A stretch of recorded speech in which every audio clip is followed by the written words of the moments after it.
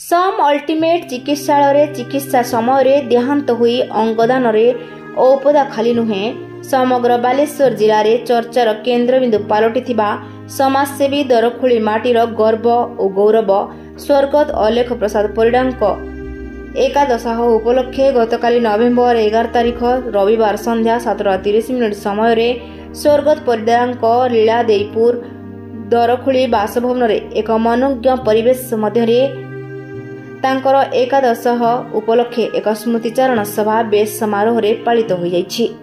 एथिरे औपदा खैरा अंचलर बहुमान्य गण्य व्यक्ति जोगदे स्वर्गत परिडा स्मृतिचारण करी श्रद्धांजलि ज्ञापन करथिले।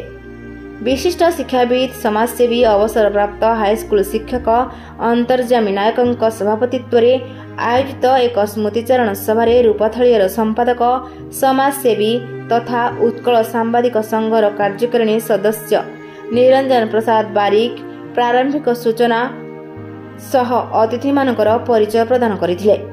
शिक्षाविद तथा वरिष्ठ नागरिक मंच सौर शाखार वरिष्ठ कर्मकर्ता जितेंद्र कुमार बेहेरा शिक्षक नेता तथा औपदा बिजु जनता दलर वरिष्ठ कर्मकर्ता निरंजन महांती एडवोकेट अजय कुमार पट्टनायक शिक्षाविद तथा अवसरप्राप्त अतिरिक्त गोष्ठी शिक्षाधिकारी वैकुंठनाथ सेठी एडवोकेट अनंत प्रसाद पंडा बीजेपी वरिष्ठ नेता तथा समाजसेवी अजय कुमार प्रधान गड़साही पंचायतर पूर्वतन समिति सभ्या शांति लिंका उत्कल जादव संघर वरिष्ठ कर्मकर्ता विजय कुमार बारिक शिक्षक कानूचरण राउत तलकिया पंचायतर वार्ड मेंबर समूह नृत्य गुरु नायक सोरर समाजसेवी प्रमोद महंती वरिष्ठ कम्युनिस्ट नेता बसंत माझी बीजेपी नेता अलेख कुमार जेना गोविंद चंद्र बारिक कम्युनिस्ट नेता प्रशांत कुमार बारिक प्रमुख निजर वक्तव्य माध्यम स्वर्गत परिडांकर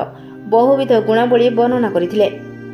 प्रथमे 2 मिनिट नीरव प्रार्थना करा जाई अमर आत्मार सद्गति कामना करा जायथिला।